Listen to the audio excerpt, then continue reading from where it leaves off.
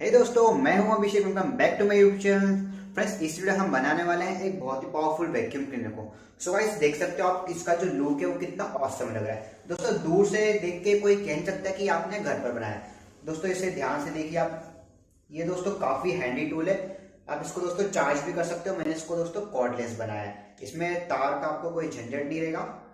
यहाँ पर दोस्तों मैंने पुश स्विच लगाया। हम इसको जैसे ही दबाएंगे ये चार्ज। इसका साउंड भी दोस्तों खतरनाक है। चलिए फ्रेंड्स, देख लेते हैं इसको बनाते कैसे। लेकिन उससे पहले प्लीज वीडियो को लाइक जरूर कर देना। अगर आप हमारे चैनल पर नए हैं प्लीज चैनल को सब्सक्राइब करके बेल आइकन को ऑल पे सिलेक्ट कर लेना। फ्रेंड्स, मैं फ्यूचर में ऐसे ही अमेजिंग प्रोजेक्ट्स वीडियो लेकर आता रहूंगा। चलिए दोस्तों, इस वीडियो को स्टार्ट करते हैं। So let's build it.